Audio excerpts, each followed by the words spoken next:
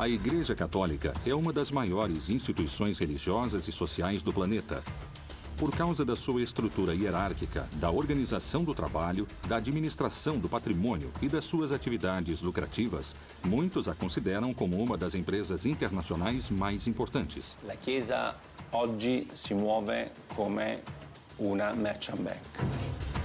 Qual é o verdadeiro poder econômico dessa instituição? Como foi que ela gerou tanta riqueza? Nella Banca Vaticana sono stati riciclati i soldi della mafia. Qual é a função do Banco do Vaticano e de que forma ele destina seus recursos? As riquezas do Vaticano são investidas onde se realiza a lavagem de dinheiro. Il Vangelo non scrive da nessuna parte che gli apostoli e i successori di Pietro devono costruire una banca. Como foi possível que da austeridade de Jesus tenha surgido um império econômico daquele tamanho?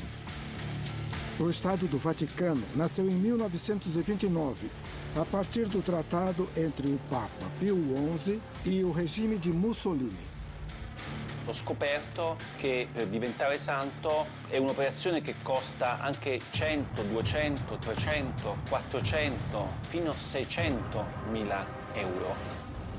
A igreja acabou se tornando algo enorme.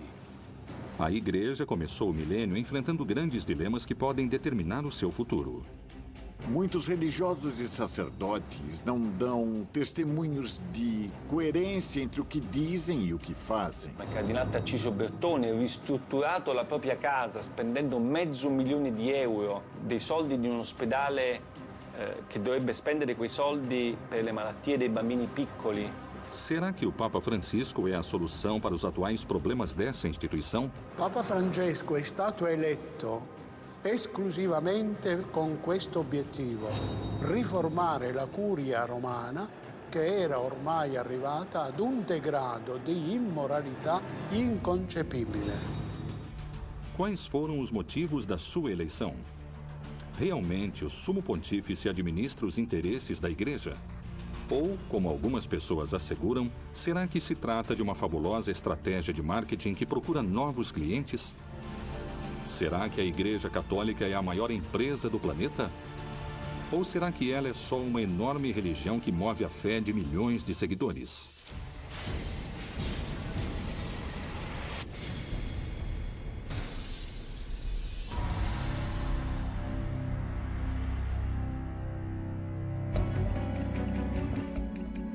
As fontes da riqueza e os ingressos monetários da Igreja são muitos e provêm de uma enorme lista de formas arrecadatórias. Esmolas, dízimos, primícias, pagamentos da administração dos sacramentos, batismos, casamentos, crismas, extrema-unção, heranças de particulares, aluguéis, investimentos e muitas coisas mais. Diferentes vozes críticas asseguram que a Igreja acumula em ouro o maior tesouro do mundo. Il Vaticano ha una ricchezza che vale oggi intorno ai 15 miliardi di euro, che sono più di 16-17 miliardi di dollari americani. Ed è una ricchezza che viene divisa in una parte finanziaria e una ricchezza immobiliare. Il patrimonio immobiliare a Roma vale più di 4 miliardi di euro. Mas como e de que forma nasce essa instituição e sua riqueza? O papado que existe a partir do começo do cristianismo, do século I, e, acima de tudo, aquele que existe a partir do século VI, vai ter cada vez mais riquezas ao longo da vida medieval. Por isso, nos séculos XIV e XV, acredita-se que 1/3 ou 1/4 de todas as terras europeias pertenciam ao papado. O Papa que está em Roma tem mais territórios do que qualquer rei ou governante da Europa nos séculos XIV e XV. Que motivo a Igreja usa para defender e conservar os tesouros artísticos e culturais de valor incalculável que ela possui? A Igreja tem a responsabilidade de cuidar do patrimônio artístico e o patrimônio humano, porque eles são nossas raízes. São um tesouro que ninguém pode tirar de nós. Seria uma pena se fossem perdidos por descuido. A Igreja tem o trabalho de preservar o patrimônio artístico e cultural. E muitas vezes ela não tem recursos para fazer isto. E é uma pena que nem sempre possam cuidar dessas obras de arte como elas merecem. Le carte dimostrano che il Vaticano ha proprietà immobiliari importanti anche in Inghilterra, a Londra per la precisione, a Bond Street, una delle vie più eleganti e quasi tutta del Vaticano. Il negozio dove c'è Bulgari è di proprietà del Vaticano. Como foi que a mensagem de unidade e de austeridade do Criador, a base da religião católica, foi se transformando em uma igreja com grandes quantidades de dinheiro e que muitos consideram ostentação? Uma das perguntas é até que ponto as igrejas católicas usaram o conceito de humildade determinado por Jesus. Um homem chamado Nietzsche, no seu livro intitulado O Anticristo, fala o seguinte: em toda a história da humanidade só houve um cristão, Cristo. Isso quer dizer que, se você está falando em humildade, essa mensagem não tinha sido levada em consideração. La Chiesa, per essere più umile, deve essere più povera. Anzi, deve essere povera. Deve avere uno spirito povero. Della prima beatitudine, beati i poveri in spirito.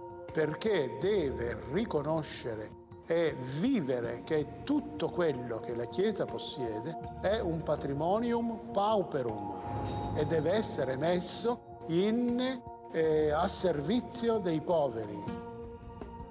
Desde a Roma Antiga, começou a formação de uma instituição que não deixaria de somar poder religioso, político e principalmente econômico. Qual foi o plano financeiro e monetário que a Igreja desenhou para incrementar suas riquezas? Principalmente no século XV e no começo do século XVI, a Igreja permitia o perdão dos pecados se o sujeito fizesse uma doação importante para a Igreja. O sujeito que doava suas terras para a Igreja, do meu ponto de vista, fazia isso apenas por um motivo. Esse sujeito acreditava cegamente que isso lhe daria acesso ao paraíso, menos tempo no purgatório e o perdão dos seus pecados. Le vecchie signore che lasciavano in eredità tutto alla Chiesa, come diceva una mia cugina, tutto ai preti. Se fai del bene alla Chiesa nell'aldilà, ti ritrovi premiato nell'aldilà.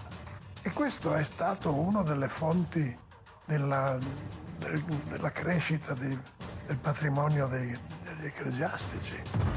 A Igreja vai investir seu dinheiro em todo tipo de empresas e por isso constantemente vai chegar dinheiro nos bolsos de Roma. E por isso se considera que no século XX e também no XXI, o papado tem muito dinheiro. E aquilo deu origem a todo tipo de teorias, mais conspiratórias ou menos conspiratórias.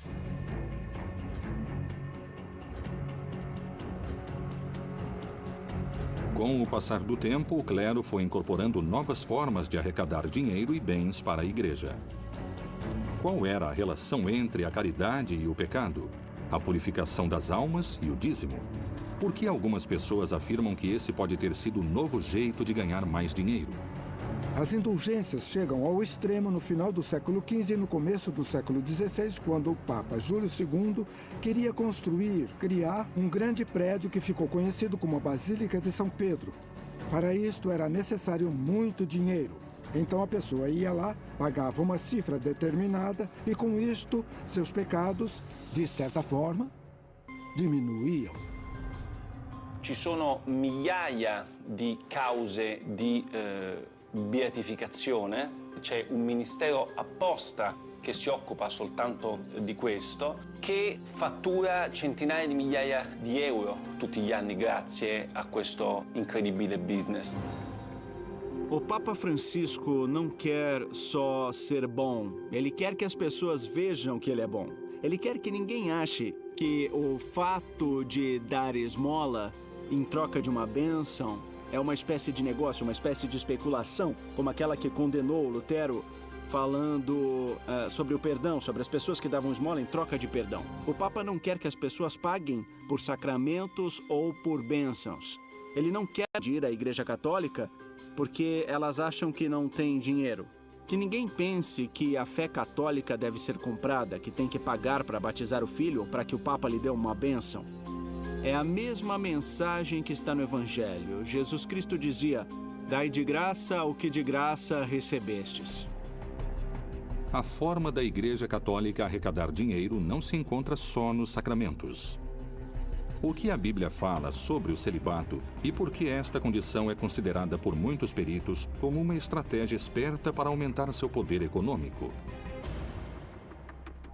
Nos primeiros séculos, nos monastérios, as ordens religiosas estabeleceram votos de castidade, mas o clero secular, o clero que vivia no mundo, para este clero, o celibato era uma coisa opcional. Na verdade, este celibato se torna obrigatório no século XI. Timóteo falou muito claro. Os bispos podem se casar. O padre pode se casar. Não só isso, seria uma violação do mandato divino, porque no Gênesis fala: não é bom que o homem esteja só. A Igreja, se apoiando no celibato do clero, garante também que as propriedades que um sacerdote ou um padre possa adquirir não vão se tornar uma propriedade individual, e sim uma corporação. Isso significa que vão ser da Igreja e, dessa forma, a Igreja aumenta seu patrimônio. Surgiriam problemas econômicos quando eles perceberam, e isso é realmente um absurdo, que os filhos de todos os sacerdotes poderiam herdar os inúmeros bens da Igreja. Como se chegou à etapa moderna dos estados pontifícios? Vaticano é o nome de uma das 7 colinas tradicionais de Roma. O Estado do Vaticano nasceu em 1929 a partir do tratado entre o Papa Pio XI e o regime de Mussolini. Dia 11 de fevereiro de 1929, se assinou o Tratado de Latrão. Eram uma série de acordos entre a Santa Sé e o governo de Mussolini. O Benito Mussolini faz uma coisa muito esperta, que é o Tratado de Latrão. Isso se trata simplesmente de resolver uma velha briga que existia na Itália desde o começo da unificação italiana de 1870, a partir de quando o Estado Vaticano fica dentro do Estado italiano. Concretamente, quais foram os benefícios que a Igreja teve com esses acordos assinados com Mussolini? Deixaram que a Igreja criasse um Estado autônomo, um país separado do Estado italiano, que se tornou o Estado do Vaticano. Houve um ressarcimento econômico muito importante durante o ano de 1870 até o ano de 1929, por estar submetido ao governo italiano. E, em troca disso, a Igreja deu a Mussolini o apoio político. A Igreja não podia opinar na política. E o Mussolini poderia escolher quem seria o bispo de cada uma das regiões da Itália e, claro, de Roma também. A partir desses acordos começa a etapa moderna dos estados pontifícios. Diversas práticas e situações teriam ajudado a aumentar a fortuna ano após ano, século após século. Não se trata só dos bens materiais, como ouro, propriedades e investimentos no mundo todo, mas também ele está se tornando um enorme valor cultural. De alguma forma, os bolsos do Vaticano ficaram se enchendo até que o próprio Vaticano se tornou a instituição multimilionária que é atualmente. È impossibile valutare il patrimonio di tutta la Chiesa cattolica. È praticamente impossibile. Sicuramente parliamo di miliardi e miliardi di dollari. È impossibile saperlo perché nemmeno il Vaticano lo sa. O dinheiro arrecadado pela Igreja ao redor do mundo se concentra no mesmo lugar. Por que o Papa Pio XII criou um instituto para as obras da religião, mundialmente conhecido como o Banco do Vaticano? Quanto dinheiro e quanto ouro administra e a que negócio se dedica?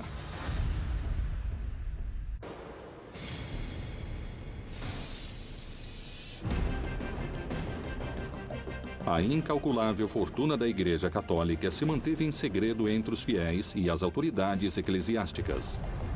O que é exatamente o Banco do Vaticano e o que ele faz além de arrecadar? O Banco do Vaticano é uma instituição que foi criada para que as ordens religiosas, as instituições católicas, não tivessem seu patrimônio em poder de outros bancos que poderiam usar esse patrimônio para investimentos não éticos, talvez investimentos em armas ou na indústria farmacêutica especulativa, e também para facilitar as transações econômicas nos países em que a Igreja era perseguida. Non solo, il Vaticano ha moltissimi soldi che vengono fatti da donazioni, tipo l'obolo di San Pietro, o attraverso i guadagni che sono fatti dalla sua banca, i guadagni finanziari come lo IOR. Anche in questo caso questi soldi vengono gestiti in maniera secondo me piuttosto discutibile. L'obolo di San Pietro, per esempio, è una donazione che i fedeli di tutto il mondo fanno direttamente al Papa. Que benefícios econômicos teve a Igreja Católica com o Banco do Vaticano como ferramenta de investimento e arrecadação? As riquezas do Vaticano também são investidas em empresas onde, por meio de estudos das redes bancárias, podemos ver que si realizza lavagem di dinheiro. Nella Banca Vaticana sono stati riciclati i soldi della mafia, come ha dimostrato il Tribunale di Roma.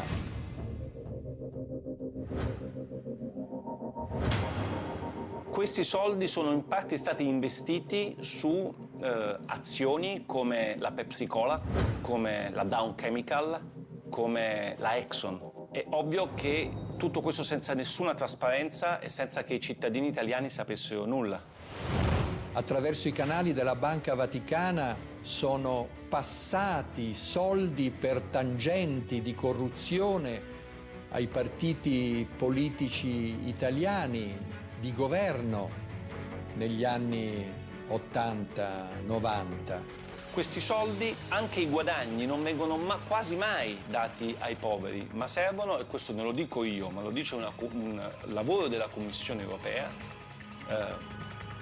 servono per le necessità dei dicasteri romani e dei cardinali. Faz muito tempo, muitas pessoas, entre especialistas e grandes teólogos, se fazem a mesma pergunta. Como é possível que a Igreja acumule tantas riquezas, sendo que há tantos pobres no mundo? Como historiador da Idade Média, eu visito muitas igrejas. E algo que temos que enxergar é a riqueza da Igreja ao longo dos séculos, diante da pobreza imensurável de muitos. E essas pessoas pobres, e não é à toa, já se rebelaram várias vezes contra a Igreja. Quero acreditar que o Papa Francisco realmente vai mudar algo. La Conferenza Episcopale Italiana, che è la più importante del mondo, riceve direttamente dagli italiani quasi 1 miliardo di euro l'anno, che secondo le pubblicità che i vescovi fanno in televisione servirebbero ai poveri, agli ultimi, ai paesi del terzo mondo. L'80% di questi soldi non va ai poveri. Seria possível terminar definitivamente com a pobreza se o Vaticano se desprendesse de toda essa riqueza que possui ao redor do mundo?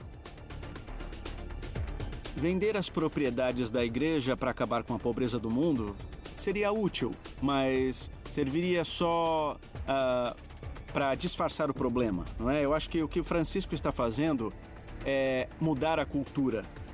Isso significa fazer com que a situação, o ritmo de vida daqueles que têm mais poder no Vaticano seja mais discreto, mais exemplar. Só o que o Papa Francisco pediu foi que as estruturas da Igreja fossem utilizadas para ajudar as pessoas. Come vorrei una chiesa povera e per i poveri. A partir da frase "uma igreja pobre para os pobres", começou uma campanha de Francisco para tentar combater a corrupção e fazer isso de forma eficiente. Secondo qualcuno che pensa che il Vangelo debba essere una sorta di guida, no? del Vaticano, e il Vangelo non scrive da nessuna parte che gli apostoli e i successori di Pietro devono costruire una banca. Temos que lembrar que a Igreja é uma instituição que acabou se tornando algo enorme e é muito difícil conseguir controlar tantos grupos de influência dentro daquilo que é o Vaticano. Para alguns críticos e peritos nesse assunto, a Igreja Católica funciona de forma parecida com as empresas multinacionais. La Chiesa oggi si muove come una merchant bank. L'Istituto per le opere di religione è la banca del Vaticano e controlla ancora oggi tutto il patrimonio finanziario della Santa Sede. Il problema è che lo IOR nel corso dei decenni è finito in tantissimi scandali, perché all'interno dello IOR hanno riciclato denaro i mafiosi, hanno riciclato denaro politici, imprenditori, tutte persone che non avevano alcun diritto, secondo le leggi del Vaticano, di avere i soldi allo IOR.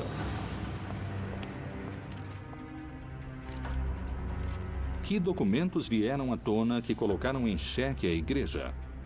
O escândalo do Vatilix II poderá ser o começo das reformas que o Papa Francisco quer na sua Igreja. O nível de diversificação da renda e dos gastos do Vaticano, o que podemos ver por meio dos acontecimentos e dos Vatilix 1 e 2, é muito obscuro. Era necessário que se fizesse uma reforma profunda.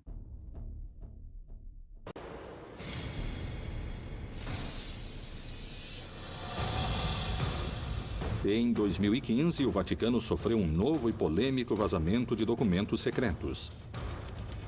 Esse acontecimento ficou conhecido como Vatilix II, em alusão a um escândalo parecido que aconteceu em 2012, quando uma parte da correspondência do Papa Bento XVI foi exposta.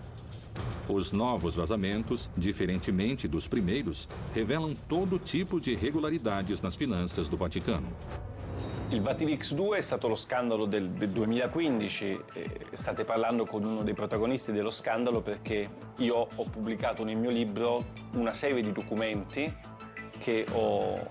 di carattere finanziario e economico che per la prima volta hanno raccontato la reale ricchezza del Vaticano e come questi soldi in Vaticano vengono gestiti, i soldi delle donazioni, i soldi che sono presenti all'APSA, gli immobili che il Vaticano controlla.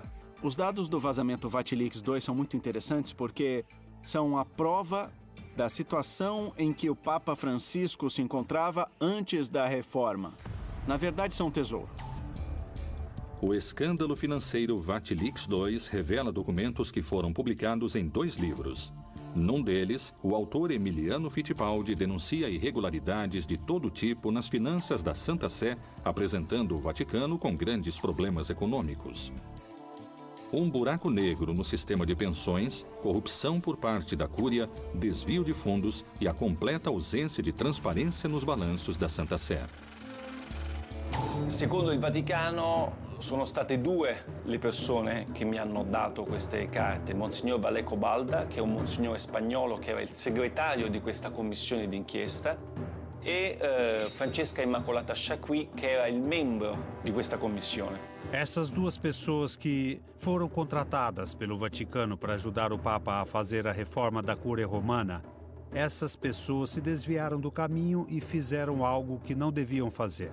Todos os documentos secretos, os dossiês que o Papa devia ler para pensar nas medidas que deveria tomar, se tornaram públicos. Queste 2 persone sono state arrestate 5 giorni prima della pubblicazione del mio libro e del libro Via Crucis di Nuzzi. Sono state arrestate perché sono state accusate di aver divulgato informazioni riservate e aver messo a rischio l'interesse della patria. Così dice la legge Vaticano. Os vazamentos desses documentos tornam a Santa Sé inocente ou culpada desse enorme escândalo. Quando eles foram publicados, já tinham se passado muitos meses depois que começaram a realizar algumas medidas para evitar esses problemas. Por isso, algumas pessoas consideraram que o vazamento desses documentos era uma forma de parar com essa reforma. E para outros, paradoxalmente, era uma forma de apoiá-la. Para o Papa Francisco, isto foi uma traição. Foi uma punhalada pelas costas. Vorrei dirvi anzitutto che rubare quei documenti è un reato. È un atto deplorevole che non aiuta. Quais são os fatos mais escandalosos que o Vatilix expôs? Cardinali di cui ho raccontato nel libro hanno, come il cardinale Tarcisio Bertone, ristrutturato la propria casa spendendo €500.000, dei soldi di un ospedale che dovrebbe spendere quei soldi per le malattie dei bambini piccoli. Invece lui ha preso, questi soldi sono stati dati al cardinale Bertone per ristrutturare la sua casa da 300 metri quadri. Il cardinale resta ancora, mentre parliamo, nell'attico, a godersi un attico bellissimo con un sistema Bose da €30.000 e con i marmi di Carrara nei bagni, mentre Valleco Balda, che ha soltanto dato queste informazioni, è in galera. Mi sembra, molto contraddittorio come tipo di azione da parte del Vaticano. Durante todo esse processo, aquilo que veio à tona foi que tudo isto era uma história de uma superficialidade quase insultante. Será que as revelações dos documentos vazados ajudaram a Igreja Católica na sua tentativa de demonstrar transparência? Ou isto foi um golpe para a fé que faria a Igreja perder fiéis ao redor do mundo? Rapidamente, os vazamentos enfraquecem o papado. Isto é, se nós tornarmos públicos os pecados de alguns sacerdotes, vamos estragar o prestígio dessa instituição tão valiosa que é a Igreja Católica. E vamos enfraquecer a fé, que é muito importante e valiosa para nossos crentes. É mais conveniente para a Igreja Católica salvar o prestígio dela, e é mais vantajoso esconder essas coisas do que revelar tudo. Io non credo che il Vatilix sia stato un male necessario per una riforma del Vaticano, semplicemente perché io penso che il Vatilix non sia stato un male.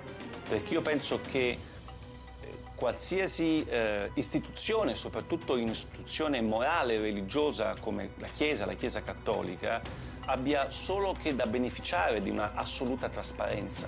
Non ci devono essere segreti. Esse tipo de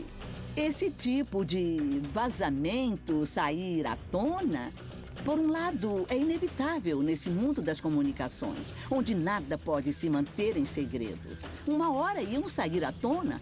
A curto prazo, isso pode desestabilizar a instituição, mas a longo prazo pode beneficiá-la. Qual foi a reação e quais foram as medidas que o Papa Francisco tomou quando os alicerces da sua instituição foram sacudidos pelo vazamento desses documentos secretos? A reforma que o Papa Francisco realizou para ter transparência nas contas do Vaticano, para fazer com que nenhum delinquente pudesse se aproveitar das instituições do Vaticano, para mim é irreversível. Voglio assicurarvi che questo triste fatto non mi distoglie certamente dal lavoro di riforma che stiamo portando avanti con i miei collaboratori e con il sostegno di tutti voi.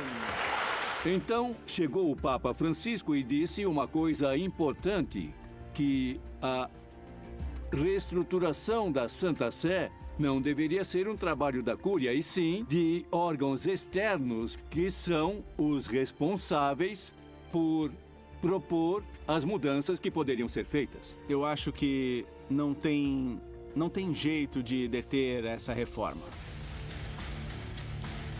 Atualmente, o Vatilix II é uma das preocupações mais importantes da Cúria Católica. É um escândalo que ainda pode ter mais informação esperando para vir à tona. L'impatto di Vatilix sulla stampa mondiale ovviamente è stato devastante. Mai prima erano usciti documenti riservati così importanti, soprattutto che riguardavano aspetti contemporanei della Chiesa. Io penso che la Chiesa debba smettere di lavare i panni sporchi dietro le mura leonine. Será que esses casos de corrupção podem afastar os fiéis da religião? Essas revelações seriam motivos suficientes para perder poder dentro do vasto universo da fé? Hoje, um grande problema da Igreja Católica é que a autoridade perdeu a capacidade de criar credibilidade, de criar obediência e de criar continuidade. O que acontece é que a hierarquia católica e muitos religiosos e sacerdotes não dão testemunhos de fé e não há coerência entre o que eles dizem e o que fazem. Se a igreja quiser recuperar a credibilidade e a legitimidade, ela tem que enxergar os problemas e começar a solucionar, senão... Porque enquanto os problemas ficarem escondidos, eles vão se tornar uma panela de pressão. Os mesmos peritos que percebem a quantidade de fiéis perdidos por causa desses escândalos acusam a igreja de utilizar estratégias de marketing para recuperá-los. Até que ponto essas declarações são verdadeiras? Quais seriam as ações usadas para conseguir esses objetivos?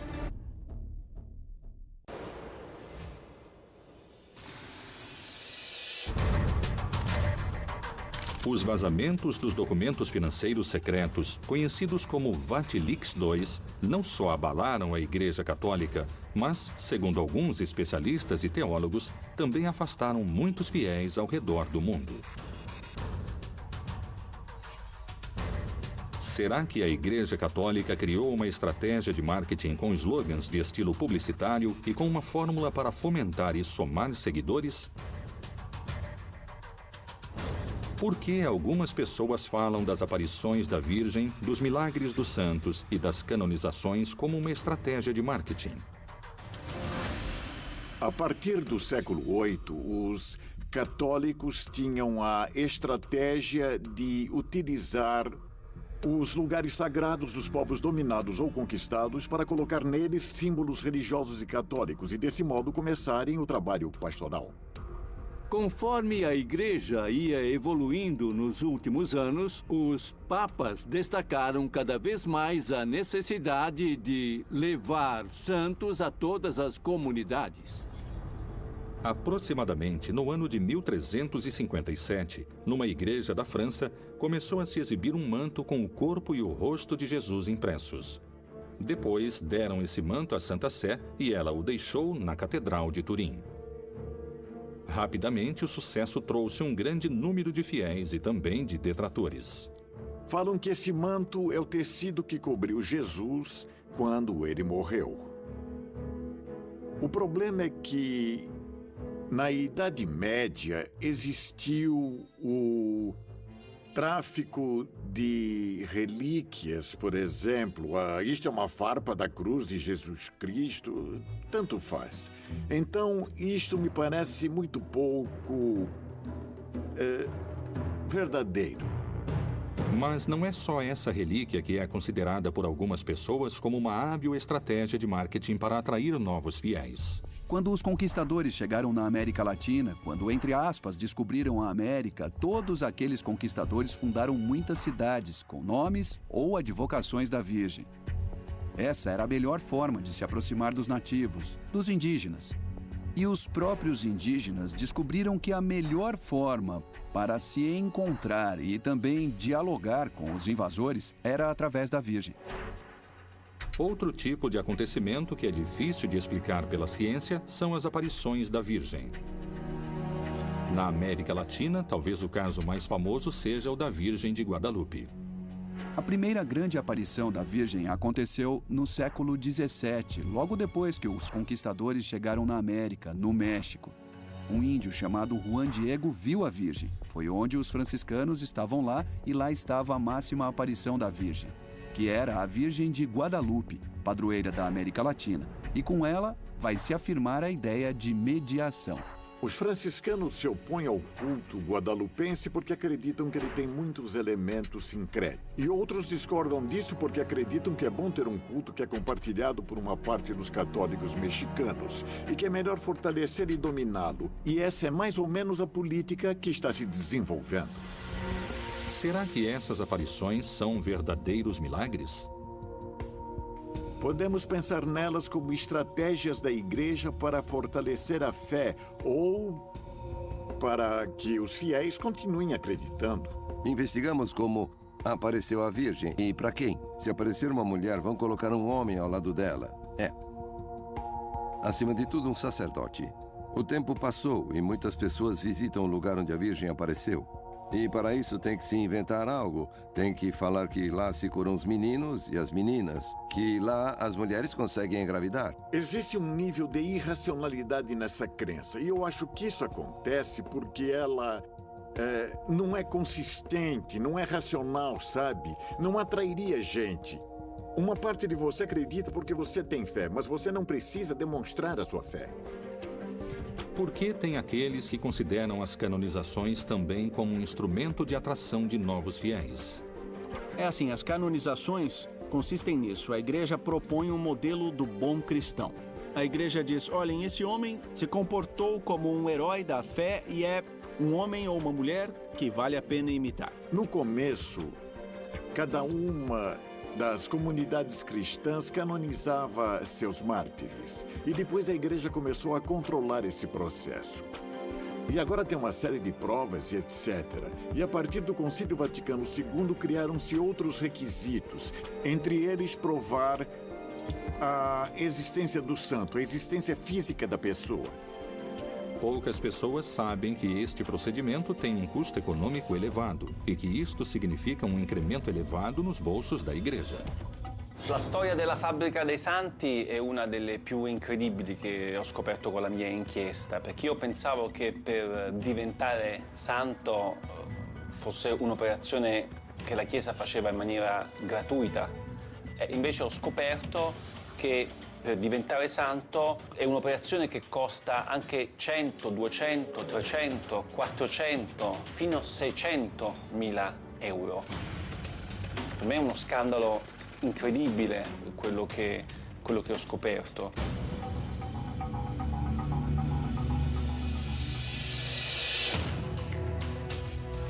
Relíquias de procedência duvidosa, visões milagrosas difíceis de comprovar e canonizações envolvidas em manobras econômicas apresentam controvérsias, dividindo fiéis e detratores. Por que os detratores asseguram que a eleição do Papa Francisco se trata da mais ambiciosa estratégia de marketing da história do Vaticano? Se realmente tiver uma estratégia de marketing envolvendo o Papa Francisco, eu gostaria de contratar esse estrategista de marketing para minha empresa, porque ele conseguiu mudar completamente a cara da igreja. Acredito que o estrategista de marketing da marca Francisco é Jorge Mário Bergoglio.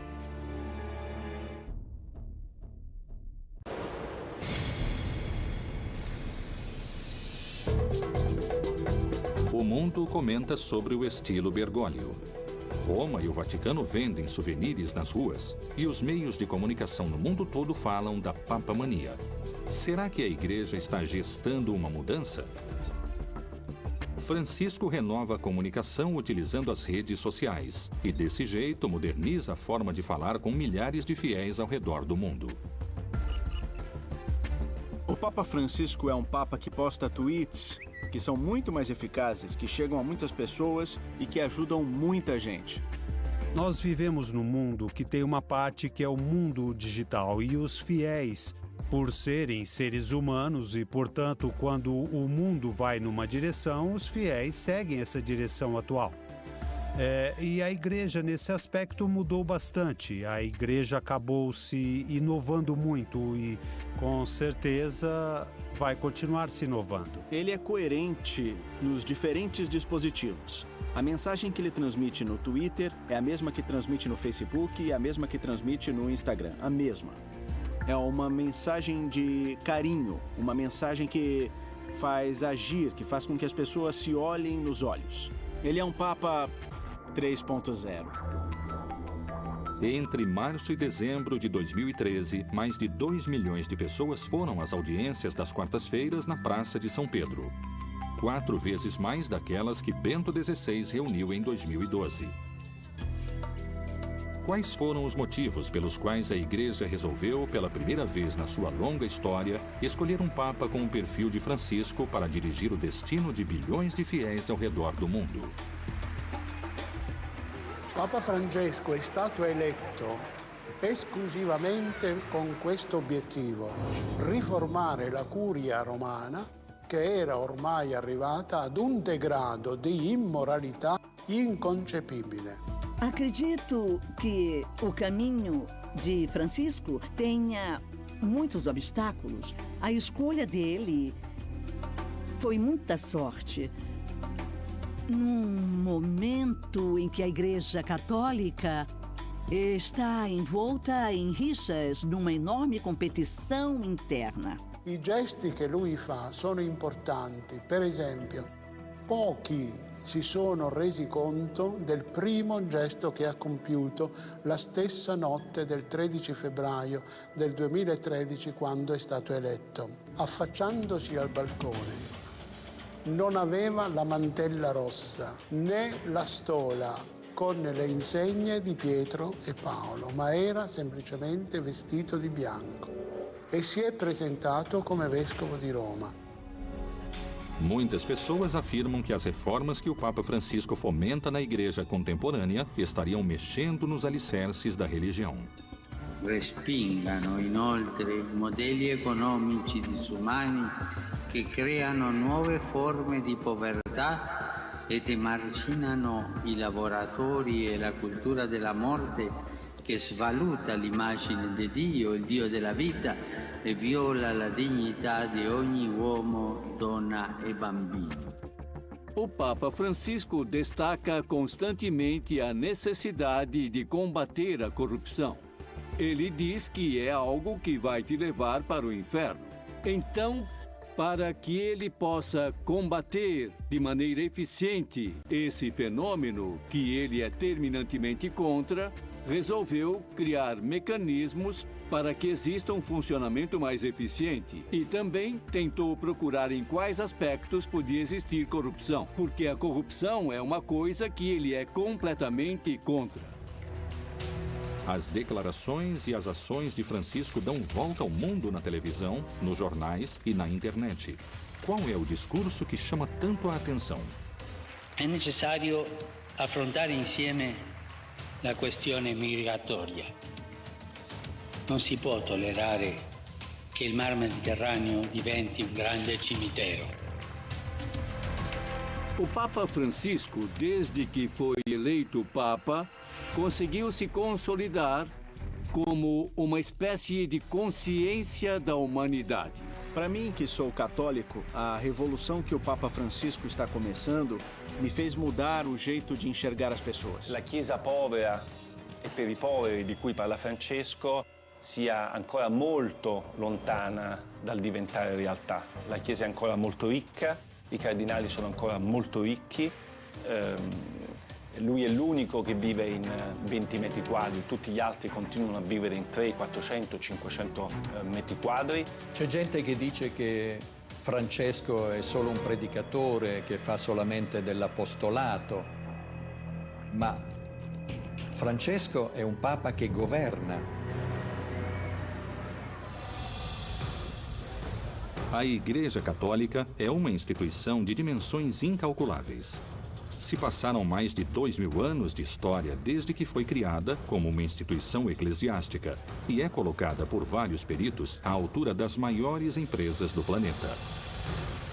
Se os santos, as virgens e as canonizações fazem parte do divino, ou se elas são hábeis estratégias de marketing para atrair fiéis, isso continuará sendo um mistério a ser revelado.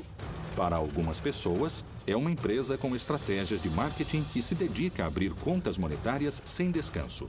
Para outras pessoas, significa a salvação da sua alma e a porta ao paraíso, onde vão poder descansar em paz.